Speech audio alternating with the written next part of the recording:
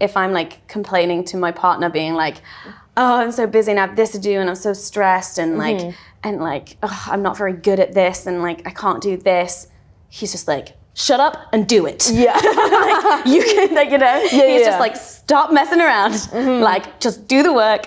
You're great. And I'm like, okay, let's go. Yeah. So that really helps with me in that context. For sure. So I don't know, I think it might depend on different yes, absolutely. things. I'm into that. That's very helpful. Hi, I'm Elle Mills. I'm Hannah Witton. And this is Creator to Creator. So Hannah, how old were you when you first wanted to be a YouTuber? And how was your journey to success like? I was 19 Ooh, okay. when I started making videos. And I think like a lot of people, just started as a hobby. And my journey to success has been very steady. I think it's kind of different to yours. Yours was like sudden. Yes. And mine has been like slow, steady growth. Yeah, you know, it's which been is pretty chill. nice. Yeah. Yeah, it's been good. I've been doing it for like 9 years now, so it feels like a really long time. Yeah, for sure. I feel like I definitely had a different growth to success. It was like kind of steady. It's just like I had spikes where it's like go really fast and then slow down and then really fast and slow down. And then my biggest one was when I went over the 1 million mark, and that was definitely a lot of pressure in terms of mental health. Yeah. And it definitely was. It was a lot of pressure for sure. Yeah. And also, like, you started younger as well. Yeah. I was around 17, 18 at that time. Oh, okay. Yeah, around the same time when you started. But I always wanted to be a YouTuber growing up since I was in like elementary school. Oh my God. Yeah. Yeah, they didn't exist when I was that age. But I wanted to start because I was like a fan of a lot of YouTubers. Yeah. And I saw that they were all friends with each other. And I was like, they seem like really cool people in this community. How do I like be friends with them? Yeah. Oh, I also need to make videos. No, I felt that too. I definitely was like, oh my God, there's so many YouTubers I want to be friends with, and like I want to be in that world. How do I infiltrate? Yes, exactly. I make videos. Exactly. Successful plan. Yeah, no, I think the steady growth has been good for me because I was at university for like the first 3 years that I was making videos. And even like during that time, I wasn't consistent. It would stress me out a little bit, the fact that I like wouldn't be posting a lot. But it's because like uni was just like on my mind and that was like my focus. But then as soon as I graduated, I was like, right, we doing this. Yes. That's incredible that you actually stuck through it because I dropped out at university. Once the numbers started going, I was like, all right. I wasn't like making a living from it when I was at uni. So that, I think in my case, that would have been stupid. Yeah, absolutely.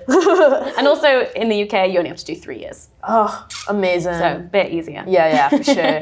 Do you remember the first time a hate comment got to you? I do. Mine was a bit of an overwhelming story. I used to do a lot of tweets where it would be like comedy tweets. Right. And they were going viral, but then it started to get to the point where I think people were getting annoyed. And so I think I had one tweet in specific where it was in 2017 where I went to the year younger than me, their prom, and I showed up in pajamas and took photos.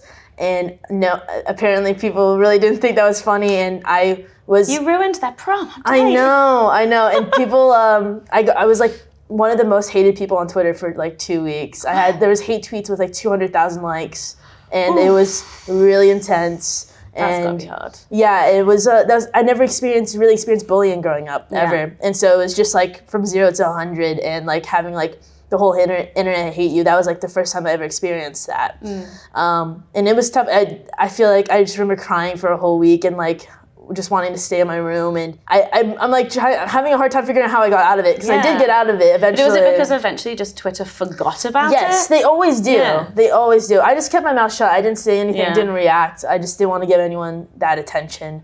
Eventually it stopped and faded away, so thankfully it did. Yeah. No, that's good. That doesn't sound fun. Yeah, no, how about you? Like the first big thing I really remember was when in 2014 I had a video go viral that was about slut shaming. It just meant that a lot of people who weren't part of my audience, who weren't part of my community, were seeing that video. And because the topic was around slut shaming, it just meant that a lot of the comments were really gendered. Yeah. Like a lot of stuff that was kind of violent, but specifically like to do with how I looked, what someone might want to do to me or what they thought I deserved to have done to me or not done to me. Like, it was not nice at all. I can imagine. But I don't know why or how I didn't let it like really get to me. Like, I remembered like being like, whoa, this is horrific. These people are writing really horrible things about me. Yeah. But I don't know if I just naturally was quite a resilient person. And I think I must have been like 22 or 23 when it happened. So very grateful it wasn't when I was like a teenager. Yeah. But yeah, I don't know. It got to me, but I also like would have this like rational voice in my head just being like, it's not about you, it's about them. Yeah. These people are obviously like really horrible and no one should go through having those kinds of comments. No, Thankful I for that voice. Yeah, no, I feel like I have that now. Yeah. And I think maybe that just comes with like maturity and age, I guess. I definitely feel like I just avoid it, and if I do see it, I can easily move past it because I just know it's a them problem and not a me problem. Yeah, 100%. People experience it in high school, I feel like, Yeah. especially high school now, because social media is so prominent. I know I've been guilty of doing hate tweets in high school and to other people in my school. I'm so glad Twitter didn't exist when I was in it's school. Or at least I wasn't on it.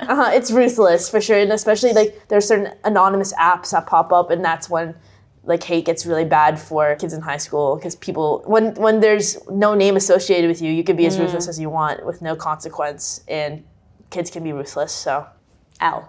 Yes. Do you feel like YouTube has been destructive or helpful in your battle with mental health? I'm gonna have to say leaning towards the destructive side. I definitely see positives in which YouTube has helped my mental health. I think in terms of maturity.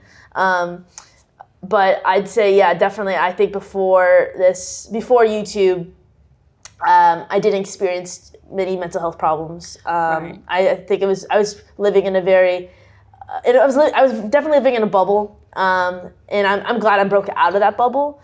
But I would say breaking out of the bubble was very hard and eye-opening, and it has been a very tough 2 years, and I've experienced things I never thought I could experience, like panic attacks, anxiety, depression, and I think if you met Elle Mills 3 years ago versus today, they're two very, very different people. Yeah. And I think although that is just I do feel like there's been a bit of destruction. I do think it's a positive because I feel like I'm better. I'm more empathetic. I'm more mature. I feel like I could help more people because I've been through it.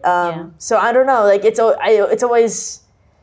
It depends how you look at it, you know? Yeah. Do you feel like because you wanted to be a YouTuber from so young and then you have like found huge success with it, that like expectations and then the reality of it like really kind of like messed with you? Yeah, absolutely. Absolutely. And it's weird because like even sitting here in front of you, like I watched you growing up. And so like, it's like, and like now we're friends, you know what I mean? And so sometimes my brain dissociates because it can't, like being here at VidCon, like growing up, that's all I wanted to do. And so like now I'm sitting here and my brain is like, you're living in a dream. It doesn't know what it's doing, and it's very confusing. So my brain doesn't like address it. It makes me think that sometimes I'm a bit numb inside. Yes. Because everything is just happening to me and I'm just like neutral to it all. No. It's very weird. Yeah, definitely. I feel that sometimes where it's just like, it's just all so much that it just like becomes numb. Because I've seen people going through like similar like successes in their career to me, and I've seen how emotionally they've reacted to it in a positive way. Like, oh my God, this amazing thing happened, like almost crying. Yeah. And then when the same things happen to me, I've just been like, cool. Really? Yeah. And you don't feel it? I'm like, am I dead inside? I'm dead. I don't know. It's really weird. And sometimes I feel like I'm a very enthusiastic person. But sometimes when people ask me like, how does it feel for this to have happened? I'm like, but then I have to kind of be like, oh, it's amazing, and like fake it. I'm so proud of myself for my achievements, and I'm just like, and I'm like busy thinking about like, ooh, what's on my schedule for tomorrow? Like, what am I doing? That's good, and you just like move forward through things. Yeah. Able to get more things done. I don't know. I'm dwelling on like my success from 2 years ago. I feel like it was maybe a healthy medium somewhere. Absolutely. So, how has your relationship with your body had an effect on your mental health and vice versa? I think for me, like the two are so intertwined because catch-up time. Like, you know this. Yes. But from being in hospital and having my surgery, now having a scar and a stoma bag, that was obviously like a big bodily change and a big physical change that I've talked about a lot, but it just hugely knocked my confidence. And it was the first time I ever really experienced a real like shake to my mental health because I've always like been fine and like not diagnosed with anything, never experienced anxiety or depression, but that time in my life was like, it was low, like real low. And I still have these like, I don't know, these little moments of it. And like, I think I'm quite a resilient person and I've been able to, like, my confidence was like really high before. Yeah. So it taking a knock, like, actually like still pretty confident. Yeah. But I have the main thing that kind of like triggers me to have like negative thoughts towards my body is when I see photos of my stomach from before. So like a stomach without a bag, a stomach without a scar, a stomach with a belly button that looks normal. My belly button's like this weird diagonal. Okay. Like I can't actually see the bottom of my belly button anymore. Oh, really? It's like hidden. It's like interesting. Sometimes like gunk gets in there. Okay.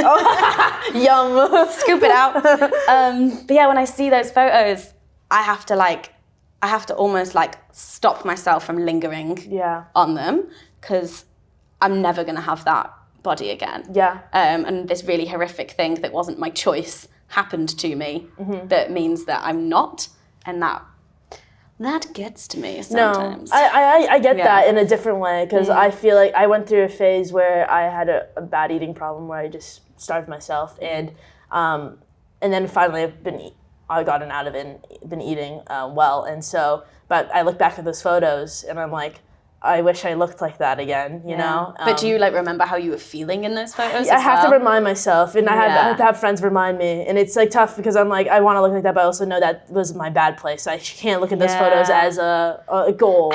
It's gonna sound so weird, but I almost like wish I had that because I'm looking at these photos of me with like the stomach that I used to have, and I was also happy then. Yeah. So it's just like everything was better then. And it's just I guess I can't help you in that situation. But I think, you know how like you were saying about learning and it like actually like helping you empathize a lot more. Yeah. Like going through what I went through, obviously would not wish it upon anyone. Yes. But it's connected me with the disabled community. I've been learning so much about disability politics in my activism. And then also like it is helping my sex ed work as well, because now I'm like, oh yeah, disability and sexuality, those two things need to be talked about together as well. Yeah, absolutely. And it's a shame sometimes that you have to go through something personally to care about it in a wider space. Yeah, no, but I feel that. Yeah, but that's what happened, and I'm grateful for that. Yeah. Been killing it. Thanks. How have you been able to overcome destructive thoughts towards your body? I think it's still a work in progress. I think, I don't know, I think I've been learning to just be kinder to myself and maybe focusing more on that and just being easy on myself and thinking of myself as a friend. Like what I had, what I think these thoughts about a friend now, obviously. So I've been trying to treat myself as a friend. And sometimes you also need an external friend to be like, how dare you say that about my friend? Yeah, no, absolutely. And I do tell, talk about those thoughts with my friends, and they're able to like smack some sense into me. And so I think that's good. I feel like if you have someone you trust, I think that's always, that's what I do. I just go always talk to friends because they always figure it out with me. Yeah, almost like that person or people that you trust who can call you out when you are like voicing those destructive thoughts. Because I feel like you hear it constantly, especially I think women like putting themselves down about their bodies in a lot of different capacities, and it's like, oh, I feel like this today, or like, oh, my body, da da da. And the like go-to response from friends is like, no, honey. Yeah. And actually, I think that's not really productive either because that's not helping anyone in that exchange. Yeah. Because the amount of times that I would do that for friends, and I get tired of having to say to my friend, like, no, you're beautiful, like, no, like, and actually, that's not what they need to hear anyway. And so, I don't know, it's really tricky. Yes. I think, in terms of like, what actually do you need? Do you need love and support? Do you need a bit of tough love? Yeah. Like, what's the right balance? I think it's different for every person as well. So you just gotta have to figure out what it is that works for you and what it is that you need. Yeah. And letting the people around you know Yeah. that as well, so they're not like giving you tough love when that like makes it worse. Exactly. Yeah. Yeah. Yeah. I would love. I don't know what I'm like. I like a mix because I also like if someone was telling me, "Oh, you're beautiful," I'm like, "You're lying to me. Get out of my face." Yeah. Or like the opposite, if they were to give you tough love, I'm like, "Oh, that's not nice." So I think I need. I'm a happy medium for sure. Oh, okay. How about you? I think. Why do you strike me as tough love? Is that wrong? I don't know. I think you would appreciate tough love. Yeah. I think you appreciate tough love more than most, I would say. I think this isn't to do with my body Yeah. stuff, but like when it comes to like work, if I'm like complaining to my partner being like, oh, I'm so busy and I have this to do and I'm so stressed and like, oh, I'm not very good at this and like, I can't do this. He's just like, shut up and do it. Yeah. Like, you can, like, you know, he's just like, stop messing around. Like, just do the work. You're great. And I'm like, okay, let's go. Yeah. So that really helps with me in that context. For sure. So I don't know. I think it might depend on different Yes, absolutely. things. I'm into that. That's very helpful. So what is your advice to anyone struggling with body image right now? Ooh, I think the main thing is to know that however you're thinking about your body, if you've got kind of like low self-esteem when it comes to that, it's like it's not your fault that you're thinking that way. Yeah. Like our society is built to give you like negative messages, and it profits off it. Sorry to bring up capitalism, but but I would be surprised that someone who is like functioning within our society and gets all of the messages from advertising, from movies, like, you know, from all of these things, and doesn't feel a bit bad about their body from time to time. Yeah. But when it gets really bad, I think it really comes down to like unpacking all of those things and knowing where those feelings come from, but then also making, if you use social media, like making your feed really body diverse. Yes. And like seeing other bodies, because in traditional media is not going to let you see a huge amount of diversity in the bodies it shows you. But YouTube is a great place for it, and like social media is a great place for it. So really, like, you have to like actively try and like see all of that stuff. No, and absolutely. I think that helps with like, you know, just your mental health in general and feeling Yeah, no, better absolutely. about your bod. And I think if you're struggling, like, sorry. I said bod. Sorry.